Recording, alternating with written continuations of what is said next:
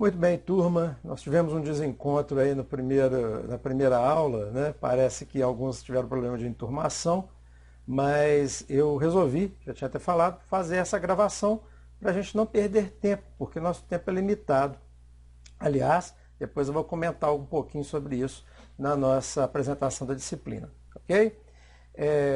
Esse vídeo, então, está sendo aqui depositado nesse canal do YouTube. E se você quiser receber a notificação, receber um aviso toda vez que eu postar um vídeo novo aqui, você já sabe como é que funciona, né? É só que inscrever aí no canal, ativar todas as notificações e depois, em cada vídeo, dar o joinha aí se você achar legal, né? Dá o like aí. Valeu? Então vamos lá. Bom, muito bem, vamos lá. Então o nome da disciplina, essa é uma das principais mais específicas, digamos assim, porque ela só trata do sistema hematológico, né?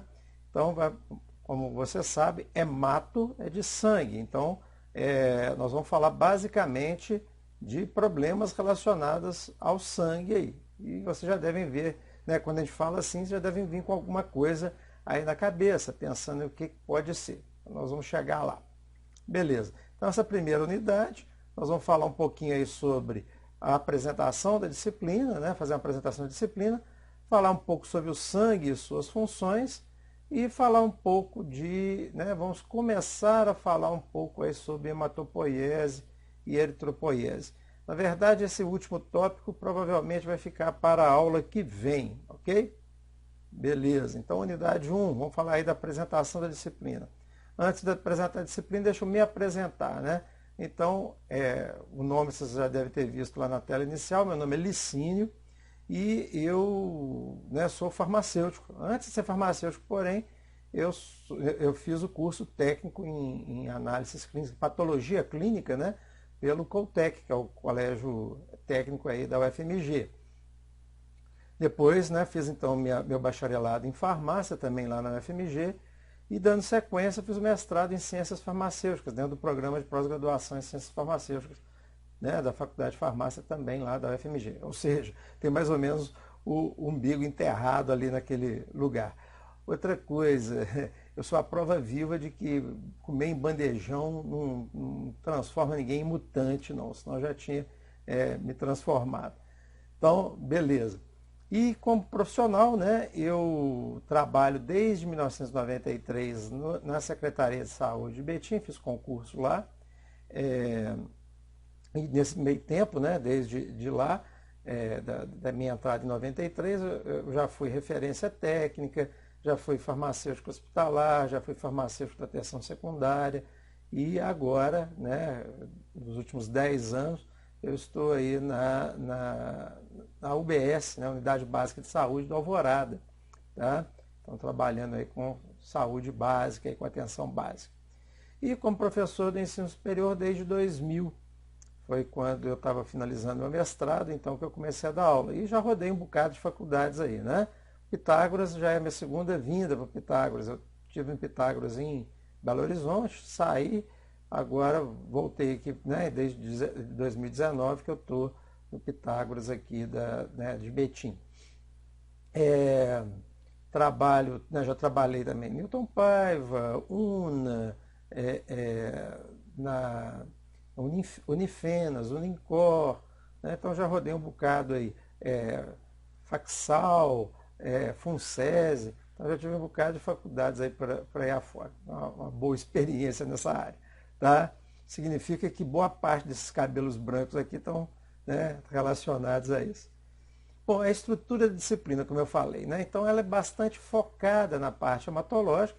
Então, primeiro tópico, o seu primeiro grande tópico, falaria aí da fisiopatologia e farmacoterapia das anemias. E um tipo específico de anemia, que são as anemias devido a defeito de produção eritrocítica. Nós vamos dizer que depois explicar o que é isso. O segundo tópico falaria então de fisiopatologia e farmacoterapia das anemias por excesso de destruição eritrocítica circulante. Só para adiantar, eritrocítica é de eritrócito, de hemácia, ok? Depois, né, nós falaríamos aí das doenças proliferativas da linhagem mieloide. E, por fim, a fisiopatologia e farmacoterapia das doenças proliferativas da linhagem linfóide. Ok? Bom, isso obviamente que eles vão entender melhor quando chegar ao final da disciplina. A distribuição de pontos, bom, pois é, aqui entrou um probleminha, porque nós temos aí uma limitação de data e como nós perdemos a aula da semana passada, do dia 9, acabou ficando um tempo meio curto para poder a gente fazer alguma coisa. Eu tenho uma data limite, dia 20, para poder entregar uma primeira pontuação relativa à parcial 1, tá? Então, por isso eu tinha colocado essa data do dia 16 para vocês fazerem uma entrega, né, de um resumo sobre sangue, né, falando da composição e função do sangue, e as funções desses componentes do sangue. Então, agora, como o tempo está muito curto, mas eu acho que a turma é pequena, eu vou agendar para vocês, prorrogar isso. Eu falo isso novamente no dia 16, na próxima aula, mas vou prorrogar isso até o dia 20, que é o dia da entrega da nota. Eu tenho até a noite para poder entregar, então vocês vão poder me entregar até o dia 20. No dia 30 nós vamos fazer uma prova parcial, tá? Valendo 600 pontos, e na semana seguinte, no dia 6, a gente entra então com a primeira oficial, 1000 pontos. Então, quer dizer, nós estamos aí a menos de um mês já da oficial. Tiro rápido, né? Tiro curto, melhor dizendo, essa nossa disciplina agora, né? Ainda mais perdendo essas aulas iniciais. Então, dia 27, né, seria aí prazo para entrega de relatório de prática. Entretanto, nós vamos ver como é que vai ficar isso, tá? Pode ser que eu dê outra atividade para suprir, porque com o fechamento aí, né, devido a esse agravamento da pandemia, nem sei como é que vai ficar isso, né? Nós pediram para que a gente adiasse práticas para abril, mas pode ser que isso seja necessário prorrogar mais. Se for, aí a gente vai discutir esses 700 pontos, como que vou colocar. Eu tinha colocado interrogação aqui, porque ainda estava na dúvida se era nível 1 ou nível 2. Mas agora há pouco eu recebi a confirmação que são todas, né, as minhas disciplinas aqui, FISFAR, do hematológico e do processo inflamatório, eles também são nível 2. Então, é esse valor aqui mesmo. No dia 11 do 5, então, fazer uma avaliação parcial.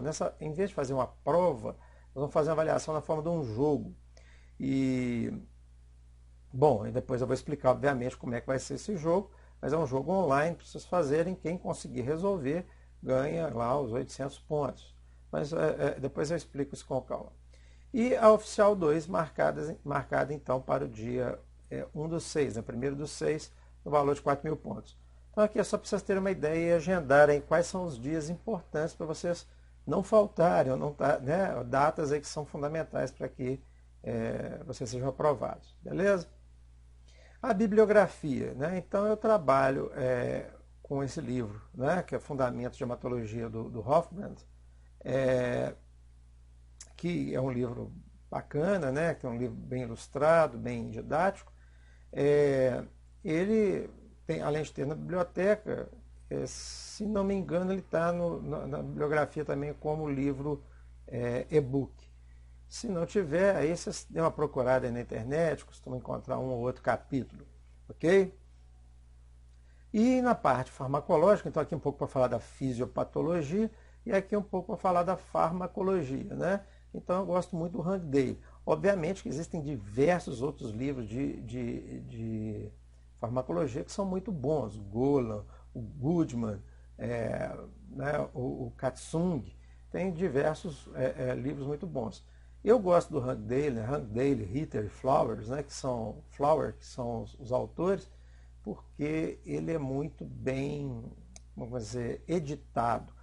A separação dos temas, as caixinhas de orientação com exemplos, ele é muito didático, vamos dizer assim, um livro mais didático. O Goodman, ele é um livro mais técnico, um livro mais, vamos dizer assim, maçudo para poder ler, mais difícil, né? menos fluido para poder você ler a informação no ranking dele, é uma informação mais tranquila de ser lida. Bom, beleza, então esse é um pouquinho sobre a disciplina, agora vamos falar um pouco aí, né, sobre a parte de hematopoiese, eritropoiese, aqui uma figura que eu achei interessante, né, mostrando aí o sistema circulatório. Então a primeira coisa é a gente entender, a gente vai falar de sangue, da sua síntese, o que é o sangue e quais as suas funções, né? Primeira coisa, o sangue é um tipo de tecido, é um tecido, né? Tecido sanguíneo. Então é o tipo de tecido líquido cujas células são separadas por grande quantidade de plasma. Então, como a gente tem, por exemplo, tecido epitelial, a gente tem lá, né, o interstício, aqui o interstício é o plasma, ou seja, o que está dentro, o que está separando as células que compõem esse tecido é um componente líquido que a gente chama de plasma. Então eu tenho a porção celular do tecido sanguíneo, ou elementos também chamados elementos figurados do sangue. Então, ó, porção celular ou elementos figurados. Então, sendo composta então por hemácias, leucócitos e plaquetas. Tá? Eu prefiro chamar de elementos figurados, porque depois nós vamos dizer aí, né? Porque falar de porção celular, há controvérsias quanto plaqueta ser célula, tá? Então, por isso, eu prefiro dizer aí que né? Então, são os elementos figurados, ok? Então, a estrutura do sangue, né? Então, o sangue realiza o transporte de várias substâncias, né? Então, os gases, né? Oxigênio e gás carbônico, e nutrientes, né? Hormônios, também participa dos mecanismos de defesa orgânica, né? Do sistema imunológico. Então, as diversas células, os diversos componentes não celulares também do sangue realizam transporte de fármacos pelo organismo. Então, né, são coisas aí importantes aí também. Além do transporte de substâncias no sangue, né, ele também mantém a homeostase. O que é isso? É o equilíbrio do organismo. Né? Então, esse equilíbrio ele é mantido a célula precisa de nutrientes. Quem que leva esse nutriente? Né? Então, o sangue tem essa finalidade aí também. Outra coisa, né? Regula diversos parâmetros nossos fisiológicos, como temperatura, o pH do sangue, tem que ser o pH aí, né?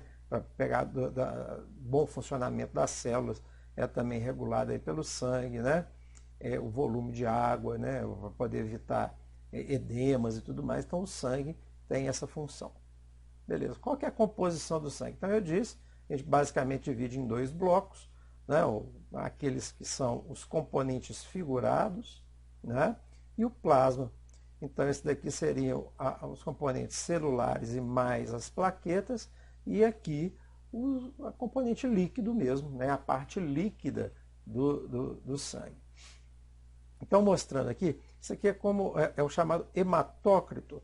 Na verdade aqui está colocado dentro de uma provetinha, né? Mas existe um teste feito em laboratório, alguns de vocês que já trabalham na área devem já ter feito ou conhecer. Você pega um pequeno tubo capilar, coloca dentro né, fecha o sangue, coloca dentro dele, né, fecha esse tubo e põe para centrifugar. Isso nas antigamente. Hoje tem máquina que já dá esse valor direto. Mas então você pegava esse sangue, centrifugava, e havia então a separação dessa parte líquida e da parte aqui, vamos dizer, celular e mais plaqueta. Então, se a gente olhasse o sangue, se a gente conseguisse visualizar o sangue circulando, a gente viria então que, né, aqui tem um vaso sanguíneo, você tem os glóbulos brancos ou leucócitos, né? Você tem as plaquetas ou trombócitos e os glóbulos vermelhos ou hemácias, né, ou eritrócitos também. Né? E o líquido que faz o transporte disso a gente chama então de plasma. Ok? Se eu centrifugar, eu vou ver que o maior componente que eu tenho é o plasma, ou seja, né, tem em torno de 52% a 67%. Essa parte branquinha aqui, basicamente os leucócitos, então de 1%. E plaquetas e hemácias normalmente vão fazer aí 42% a 47%. Tá? Então, o plasma sanguíneo, como a gente falou, de que ele é composto? Basicamente água, né? Aproximadamente 90% é água. Depois vem aí sais minerais, né? Então eu tenho sódio, tenho fósforo, tenho magnésio, cloro, potássio, cálcio, né? Que estão ali dissolvidos. Esses oligoelementos também, como zinco, né? Então coisas que são de menor quantidade. Manganês, né? Tem alguns outros íons aí que estão circulantes no plasma. As proteínas, que depois da água é o maior, né, o que corresponde à maior porcentagem. Então, as albuminas e as imunoglobulinas, por exemplo, né?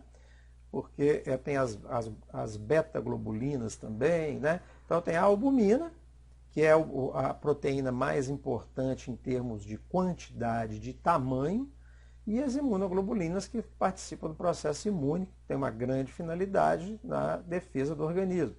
Tenho outros compostos, né? Então, assim, de 2 a 1% vem lá também hormônios, né? As vitaminas, né? Que estão ali também dissolvidas. E os gases respiratórios. Bom, boa parte desses gases vai ser transportado pelas células, né? No caso, pelas hemácias. Entretanto, uma parte deles acaba sendo dissolvido aí também no plasma, o oxigênio, tanto o oxigênio quanto o gás carbônico. Dos elementos figurados, então, como eu disse, né, se eu olhasse aqui o meu hematócrito, essa parte intermediária aqui são os leucócitos, né, que são as células imunitárias, e na parte inferior, né, mais pesado aqui, eu teria então os eritrócitos ou hemácias, responsáveis pelo transporte dos gases respiratórios, e as plaquetas, que têm função na coagulação sanguínea, entre outras. Tá?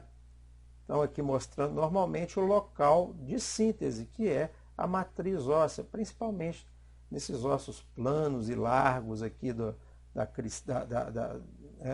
ilho e tal, e nas epífises dos ossos longos aí principalmente.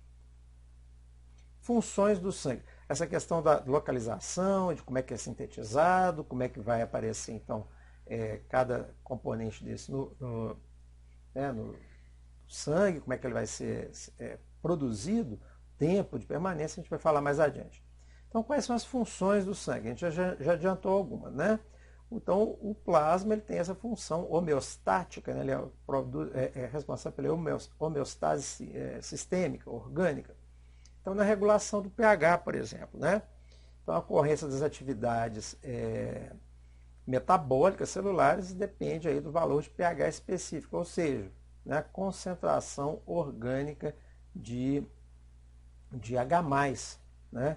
Ela deve ser aí mantida dentro de uma faixa que a gente acha importante.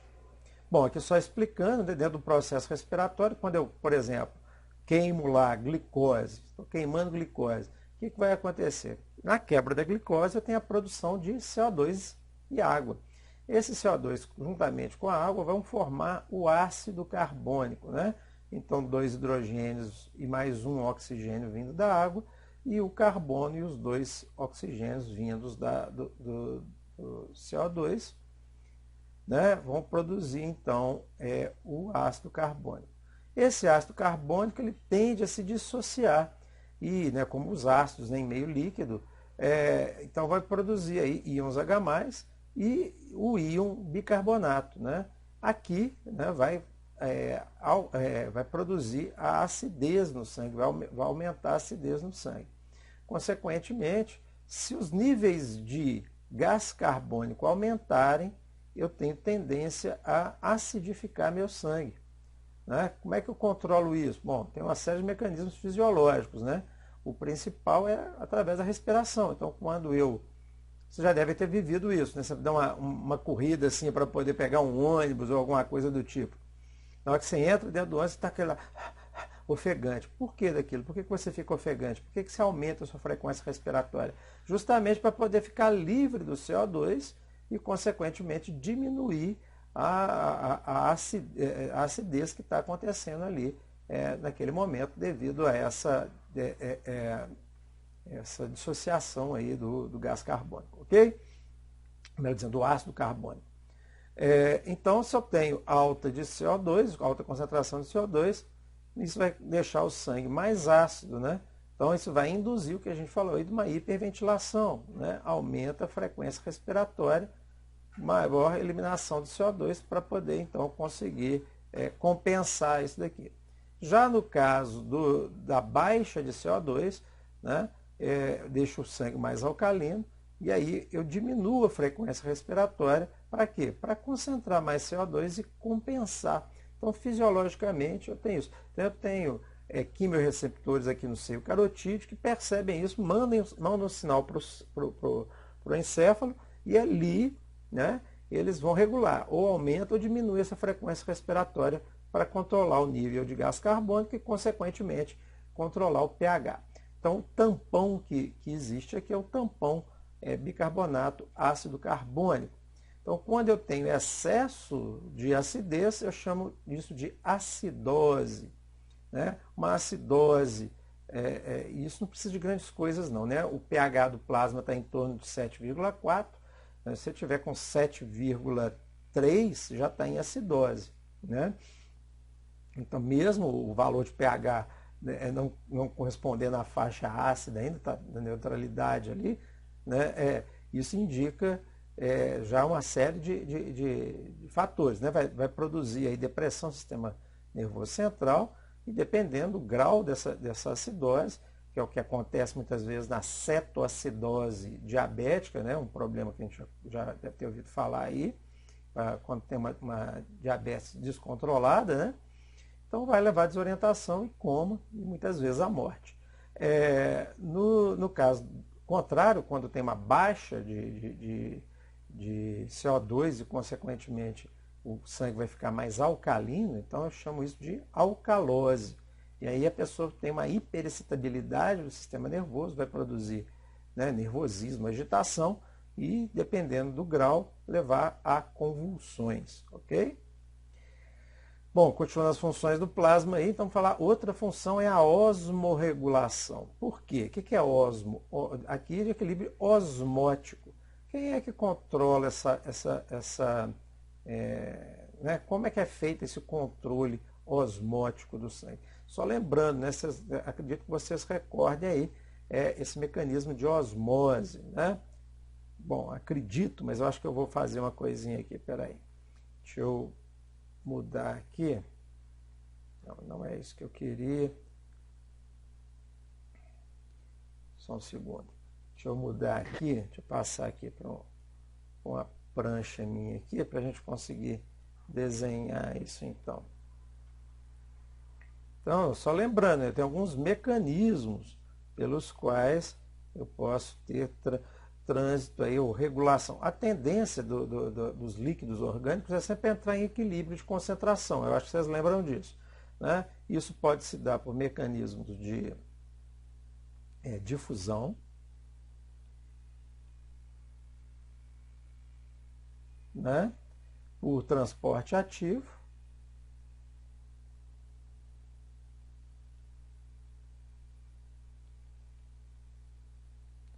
e por osmose. Tá. No caso da osmose, vamos imaginar a situação seguinte aqui. Então, eu tenho um recipiente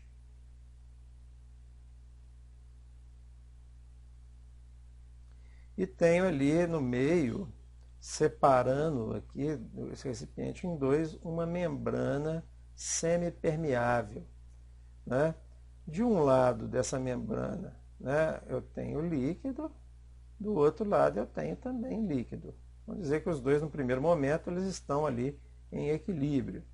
E aí eu vou fazer uma gracinha, eu vou colocar, por exemplo, deixa eu pegar aqui em amarelo. O amarelo é uma cor boa de visualizar, vamos verde aqui. Eu vou colocar aqui dentro sal de cozinha, por exemplo, tá?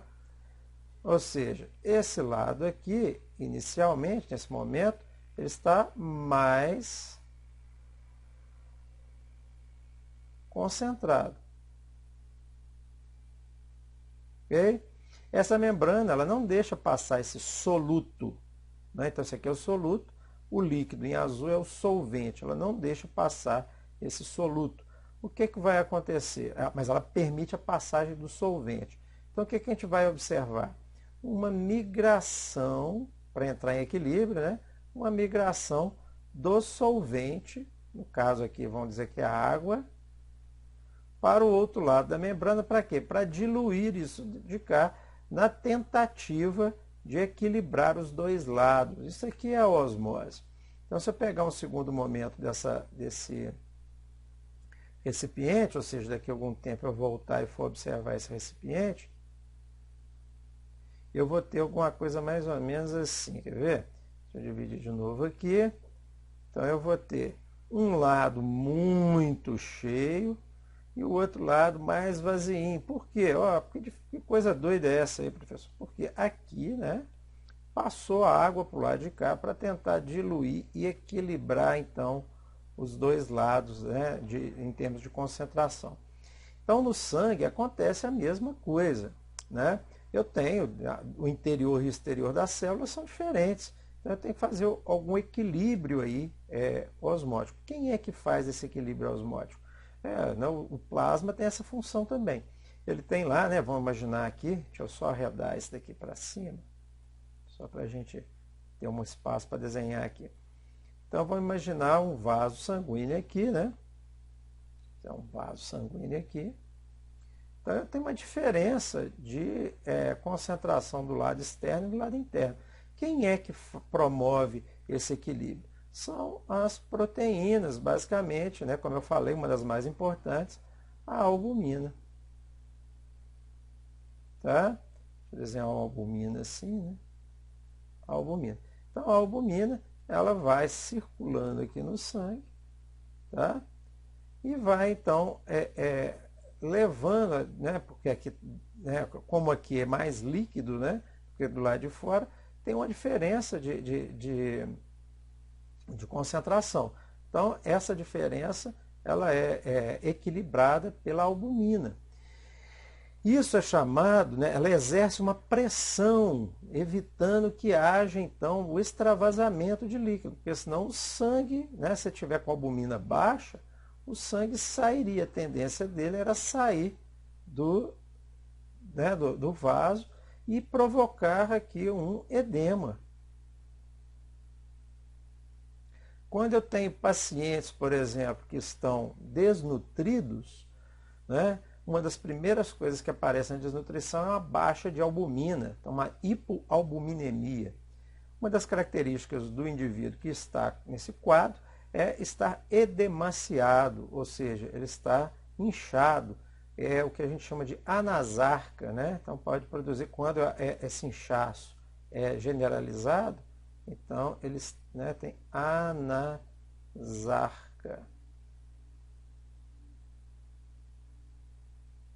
Tem acento. Anasarca, tá? Ou seja, ela está uma quantidade muito grande, né, de líquido do lado de fora. Agora, quando eu vou acrescentando, né, quando eu tenho albumina nos valores normais aqui no meu plasma, eu vou reter esse líquido. Esse líquido deixa de sair, né, ele fica retido aqui dentro, né?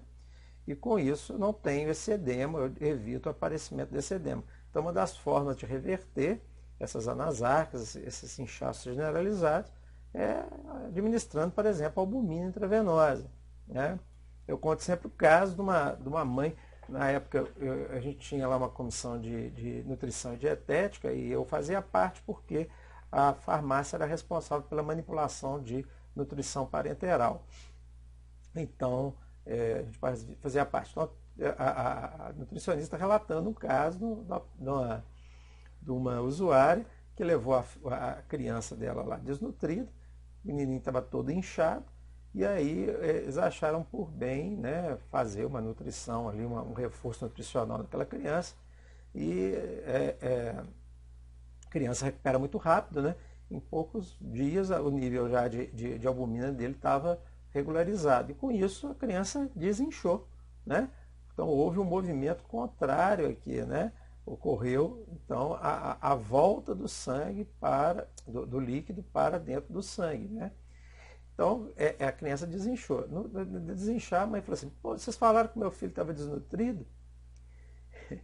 Vocês começaram a dar esses negócios para ele, que deram nutrição integral, deram alimento, reforço para a criança. Vocês começaram a dar esses negócios aí para o meu filho, ele esmagreceu, né? Então, como diz o povo, ele esmagreceu. Então é isso, né? Então, o equilíbrio osmótico ele é fundamental para evitar esse tipo de inchaço, né? Beleza, deixa eu voltar aqui. PowerPoint. Vamos lá. Só para a gente ir explicando isso aí com calma, né? Beleza. Então vamos lá. Então, as concentrações dos líquidos extravasculares, bem como do meio intravascular, são de fundamental importância para a homeostase, né, metabólica. Então, a albumina é a proteína sintetizada no fígado, que perfaz aí 50% das proteínas plasmáticas. Como eu disse no início, proporcionalmente a mais importante. E tem consequentemente, tem essa importância no equilíbrio, né? Então, dentre outras funções, atua na manutenção do equilíbrio osmótico entre o sangue e os tecidos. O excesso de albumina gera problemas hepáticos e renais. Então, você não pode... tá, a albumina é muito bom, então deixa eu, né, ingerir muita albumina, deixa eu administrar intravenosa albumina, porque tem, né? Não, isso aí, né, isso é tudo no organismo, é dentro de uma faixa, dentro de um equilíbrio, ok? Muito bem, então, né, os sais orgânicos, né, por exemplo, né, os íons sódio, né, também atuam nessa questão osmótica, mas é responsável pela maior parte da regulação da pressão osmótica extracelular. Então, está do lado de fora. Sua concentração é maior no meio extracelular do que no meio intracelular. Então, né, o sódio está ali presente também. Uma coisa importante a ser dita aí, que também o sódio em excesso provoca retenção de líquido, né? E eleva a pressão arterial, por exemplo, é um fator ruim, né? Então, normalmente, quando a pessoa está hipertensa, com uma crise hipertensiva, uma das primeiras coisas que são feitas, uma das primeiras coisas que é feita é a dieta hipossódica, para diminuir, então, esse quadro. Uma outra função é a termorregulação. Então, a temperatura corporal é uma variável de extrema importância na atividade das enzimas. As enzimas elas têm um pH, que a gente falou ali atrás, mas também tem uma temperatura ótima de função, de trabalhar, né? Então, as temperaturas boas e os pHs adequados vão garantir a melhor produtividade dessa enzima, né? E dos processos metabólicos como um todo. Então, é importante a gente manter. Por que é perigoso eu estar com febre alta? Por que é perigoso eu estar com baixa temperatura, hipotermia, né? Então, justamente porque esses processos vão ser influenciados, ou deixar de funcionar, ou ter sua atividade reduzida, né? Então, são coisas que são profundamente delicadas, aí, são processos delicados. Então, a água do plasma absorve o excesso de calor, né? Então, passa, né, transfere calor e elimina, que está no organismo, né, de dentro do corpo. É como um radiador, né, para quem entende de carro aí, né? Então, o motor não vai esquentando, a gente não tem que colocar de vez em quando água no radiador. E esse radiador ele vai, né, faz essa água circular ali para refrigerar o motor, né? E essa água ela é refrigerada pelo ar que vai entrando ali na frente do carro. Por isso que é perigoso, muitas vezes, aquele carro que fica parado em estacionamento, em engarrafamento muito tempo, ele começa a aquecer demais o motor. Já deve ter visto. Hoje em dia é mais raro, né? Tem as ventoinhas lá que acabam ajudando nisso, mas carro que antigamente fervia, né? O carro ferveu, né? Por quê? Porque ou aquela ventoinha do radiador não está funcionando bem, ou porque o carro ficou parado ali, então é bastante complicado. Então a água do plasma absorve esse excesso de calor e elimina por meio de transpiração, né, atuando como um refrigerador corpóreo. Então aqui, né, mostrando o calor externo, o que faz? Né? Ele vai se aproximar ali né, quando a temperatura está alta, né? A temperatura do ambiente está elevada, ele se aproxima e começa a trocar calor para tentar perder calor para o ambiente, né? Então aí sua, no suar aquele líquido da superfície do organismo, vai entrar em contato com o ar, na hora que ele evapora, então essa troca de calor isso melhora. Então a resposta fisiológica, né, é a vasodilatação. Então quando você está com calor, você fica vermelho, não é? Então por que você fica vermelho? Porque os vasos se aproximam e dilatam ali na parte de baixo ali da sua pele. Ok? Beleza. Outra função, e o contrário também acontece no frio, né, gente? No frio, quando você está perdendo calor para o ambiente, o sangue, os vasos sanguíneos tendem a reduzir, né, o calibre, tendem a esconder mais. Então, não raramente, seus anéis começam a cair do dedo, justamente porque você diminuiu ali o volume que está circulando de sangue naquela região, para poder evitar de perder calor para o ambiente. Bom, a coagulação, né, é outro fator importante. Então, o sangue ali tem proteínas que vão fazer parte da rede da formação do coágulo, né? Então, a coagulação é um processo em que o plasma líquido é transformado em uma massa proteica gelatinosa, é fundamental para interromper a hemorragia. Então, os fatores que interferem, então, né, a vitamina K, ou a fitomenadiona, também chamada de fitomenadiona, e os íons cálcio, que era para ter colocado para cima, né, passou aqui no slide. Proteínas hepáticas, como a protombina e o fibrinogênio, e ainda a fibrina, né, que é a proteína insolúvel que retém as células sanguíneas e plaquetas para construir, como se fosse o cimento que fecha aí os tijolinhos que seriam essas plaquetas aí e outras células sanguíneas que estão ali naquela região. Tá? Então, uma função mostrando, né, a protombina, que é produzida no fígado também, né, ela vai ser clivada, que, né, obviamente necessita de cálcio e vitamina K, então vai ser clivada em trombina. A trombina vai quebrar o fibrinogênio, que também é produzido no fígado. Tudo que foi gênio aqui, né, vai gerar, né? Então a protombina quebra o fibrinogênio, dá origem à fibrina, né? E a fibrina então agrega esses diversos hemácias e plaquetas que estão ali e forma então o coágulo, né? Dá uma formação da tromboplastina e aí tem um ciclo aí que vai ser, né, reiniciado. Beleza. Função dos componentes figurados. Nós falamos do plasma, agora vamos falar dos componentes figurados. Então, a porção celular do sangue, os elementos figurados, são os eritrócitos, hemácias, os glóbulos vermelhos, né? Eritrócitos, também chamados de hemácia ou glóbulos vermelhos, né? E os leucócitos ou glóbulos brancos e os trombócitos ou plaquetas, tá? Beleza, então os eritrócitos também chamados de hemácias, correspondem a aproximadamente 45% do volume sanguíneo. Possui o pigmento vermelho, que é a hemoglobina, que é a que produz, né, que carrega o oxigênio, e ela possui um átomo de ferro no estágio de oxidação 2+, e é nele que vai ser ligado então o oxigênio. Cada hemoglobina tem 4 ferros nesse estado, e então consegue transportar 4 moléculas de oxigênio. Muito bem, e esses 4 íons ferros, né, que compõem a hemoglobina, ligam-se cada um a uma molécula de hidrogênio, de oxigênio.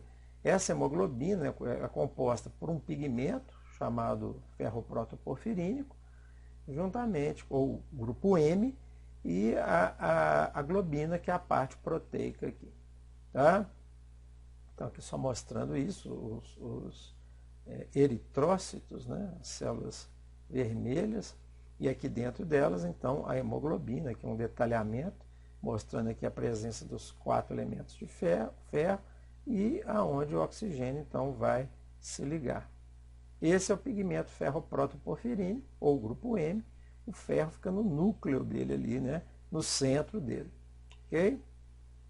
As funções dos eritrócitos. Então, aqui só mostrando um pouco da síntese desses eritrócitos. Então, né, nós vamos detalhar isso depois, mas é produzido também na matriz óssea, na medula óssea. Então ele, né, nasce aí como eritroblasto, né, que ainda tem núcleo, e depois, no caminhar, não vou perder tempo agora com detalhes, nós vamos falar depois, mas ele vai perder o núcleo e vai se tornar então uma célula anucleada. Tá? Então, na maior parte dos mamíferos, essa hemoglobina, desculpe, essa hemácia, ela não tem núcleo. Né? Então, composta de quatro grupos M, como eu falei, então capaz de transportar 4 oxigênios, 4 moléculas de oxigênio. Bom, então essas hemácias aqui vão participar do processo de hematose. O que é a hematose? É a troca, então, gasosa aqui, né, para poder captar o oxigênio e levá-lo, então, para o restante do organismo. Então, lembrando, na fisiologia, no sistema circulatório, eu tenho aqui, basicamente, a pequena circulação e a grande circulação. Aqui a circulação pulmonar, né, e aqui a circulação orgânica ou sistêmica, né? Então, aquilo que nós já mostramos, a produção aí do íon bicarbonato, do ácido carbônico, do íon bicarbonato e do íon H+, isso tudo é regulado aqui dentro desse processo. Bom, quando eu falo de eritrócito, quando eu falo de hemoglobina, eu falo também de oxigênio, da nossa oxigenação, né? Então, a porção celular do sangue, que a gente chama de componentes segurados, o eritrócito é um dos mais importantes nesse sentido. Então, entretanto, esse transporte de oxigênio que é feito pelo eritrócito, ele tem uma série de variantes que podem dificultar esse processo, né? Ou seja, eu tenho a questão da saturação, né, dessa hemoglobina pelo oxigênio, ela vai depender de uma série de fatores. Um deles, como a gente está vendo aqui no gráfico, é a pressão de oxigênio. Tá? Então, essa pressão de oxigênio ela vai variar. Dependendo da pressão em milímetros de mercúrio está dada aqui, eu vou saturar mais. Quanto mais oxigênio eu tiver aí no pulmão, né, fazendo pressão, maior vai ser a saturação da hemoglobina. Tá? Ou seja, ela vai estar alcançando valores máximos de saturação. Quando eu falo saturação, ela está plena, com seus 4 átomos de ferro ligados aos oxigênios, às moléculas de oxigênio. Tá? Então, a concentração de O2. Isso vocês sabem, por exemplo, em locais de baixa altitude, próximo do nível do mar, eu tenho pressão de oxigênio maior, então é mais fácil respirar. Agora, quando você vai, por exemplo, para o Everest, a 8.000 metros de altitude, a pressão de oxigênio é muito baixa, e com isso a pessoa tem dificuldade respiratória. Né? Então, já deve ter visto, né? Tem um filme que chama Everest, que é horroroso. Horroroso assim não, o filme é bom, mas a situação, né? Mostrando a situação deles lá. Então você vê como é que é difícil a questão da respiração, a série de problemas que começa a acontecer lá. Né? Então essa pressão de O2, estou mostrando aqui também, né? Quanto maior a pressão, né? Aqui está falando da saturação do O2 e a pressão de O2. Aumentando, eu vou ter uma diminuição da pressão de CO2. Então, mais pressão de O2, eu vou diminuindo essa curva aqui de saturação de CO2. Então, é uma coisa mais ou menos lógica. Outra coisa que influencia nessa saturação é o pH, como a gente falou, né? Então, ó, um pH mais ácido, né? O CO2, ou melhor dizendo, o O2 vai encontrar mais dificuldade de saturar a hemoglobina. Tá? Então, a quantidade de hemoglobina ligada ao O2 vai diminuir, né, mediante um pH ácido. E aumenta num pH fisiológico, né, que é o 7,4, estaria aqui no meio, não está aparecendo na reta, mas estaria aqui no meio. E um pH mais básico, essa saturação é maior. Tá? Beleza. Por quê? Porque não tem o CO2 que está atrapalhando esse processo aqui. Então, aqui é um gráfico mostrando a questão da altitude, normalmente, né, que eu falei da pressão. Então, quanto mais alto, né, menor a pressão de CO2. Então, vai diminuindo a pressão. Consequentemente, a saturação vai diminuir também. Então, né, eu vou ter uma diminuição da saturação. Então, lá, a 8.000 metros que é o Everest, olha só. Bom, o normal ao nível, vamos ver aqui, ao nível do mar. Então, a saturação, a pressão de O2 está aqui, a saturação está lá em 120, em 100%, está aqui em 100%, tá? A saturação em 100%. À medida que eu vou descendo a pressão de O2 e subindo na altitude, tá vendo? Vou aumentando a altitude e vou diminuindo a saturação, a pressão de O2. Consequentemente, também a saturação vai caindo, né? Até determinada altura, já é ruim, 2.000 metros de altitude, eu já vou ter uma saturação de 75%, ou seja, 25%, 75%, 25% a menos, um quarto a menos da saturação normal. Belo Horizonte está aproximadamente 800 metros de altitude, né? Então isso diz que nós estamos mais ou menos aqui, ó, né? Ou seja, em saturação, nós também temos essa dificuldade, nós não temos 100% de saturação, teoricamente, tá? Agora, se você chega lá no Everest, que é a 8.000 e tantos metros, quase 9.000 metros, a saturação, ou a concentração, né, a pressão de O2 é lá, né, 40, de 120, né, vai cair para 40 milímetros de mercúrio, menos 30 milímetros de mercúrio. E a saturação da hemácia nem aparece mais, aqui já nem tem mais esse valor, né? Ou seja, está aqui em torno de, quanto que é aqui? 62, 63. É muito baixo, a pessoa não consegue sobreviver numa altitude dessa sem o auxílio de um balão de oxigênio. Então, por serem anucleadas, as hemácias duram em cerca, né, tem uma meia-vida de em torno de 120 dias. Depois elas vão então lá para o baço e vão ser fagocitadas, né, pelos macrófagos. E vão então, depois, né, produzir a globina, né, depois de fagocitada, quebra em globina, e o grupo M. Esse grupo M é reaproveitado para nova síntese. Então é como se elas fossem recicladas lá no baço, ok?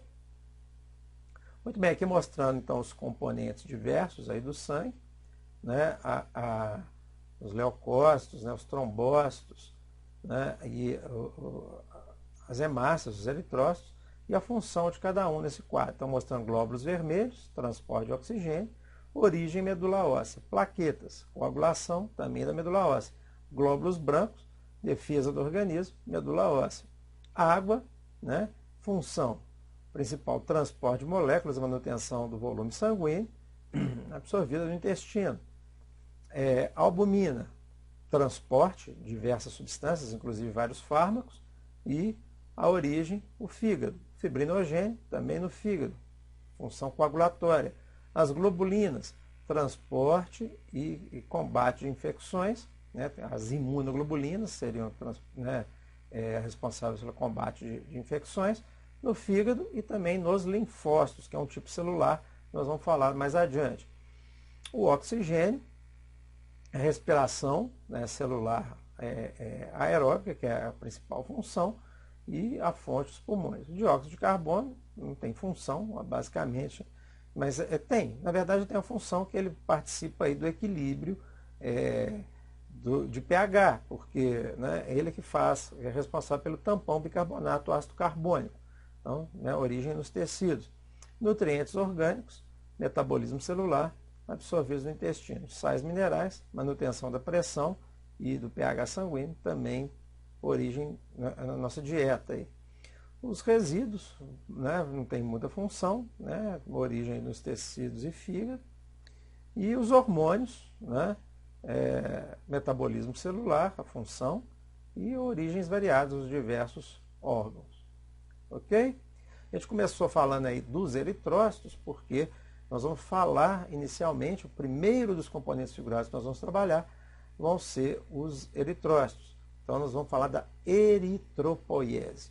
Então, da hematopoiese, que é a síntese do sangue como um todo, né, de todo o sangue, mas da eritropoiese de forma específica. Por que disso? Vocês viram lá na estrutura da disciplina, os primeiros dois tópicos, as duas sessões, são especificamente de anemias. Uma por falta de produção, né, diminuição da produção das hemácias, e outra por excesso de destruição das hemácias. Então, é importante que a gente entenda como que elas são produzidas, né, o que é necessário para que elas sejam produzidas e também como elas são destruídas. A gente falou ali do baço, mas entender isso melhor e então, né, para poder a gente conseguir saber essas doenças e o tratamento de cada uma delas. Valeu, então obrigado, por hoje é só, um grande abraço e até a próxima.